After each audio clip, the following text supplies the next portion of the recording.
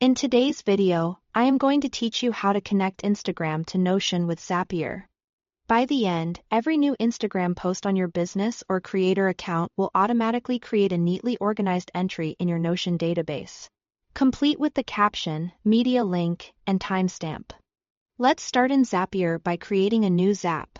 For the trigger app, choose Instagram for Business, and select the trigger event called New Media Posted in My Account. This trigger listens for fresh posts on your connected account and is designed specifically for business and creator profiles. Personal Instagram accounts won't work here, so make sure your profile is set up correctly before you continue. Next, connect Instagram to Zapier. Sign in with the Instagram business or creator account that's linked to a Facebook page and approve the permissions Zapier requests. If you manage multiple pages, ensure you pick the one linked to the right Instagram account. If you don't see your account, check your Facebook business integrations and grant Zapier the required access. Then refresh the connection in Zapier. Now, set up the action. Choose Notion as the action app and select Create Database Item as the action event. This tells Zapier to make a new row in your chosen Notion database every time the trigger fires. If this is your first time connecting Notion, authorize Zapier and confirm access. With Notion connected, select the target database where you want new items to appear.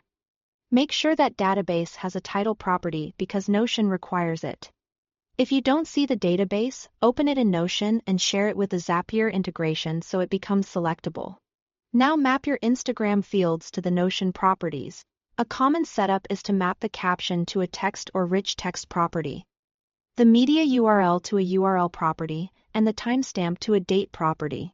If you keep a separate title property, you can map the caption there or craft a short title using available fields.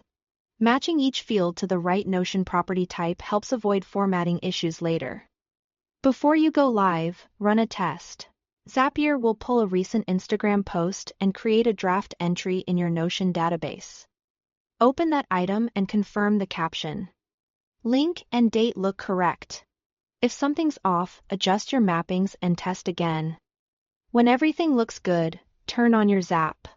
From now on, every new Instagram post will automatically appear in Notion, ready for tracking, content calendars, or analytics. That's it for this workflow. Thanks for watching.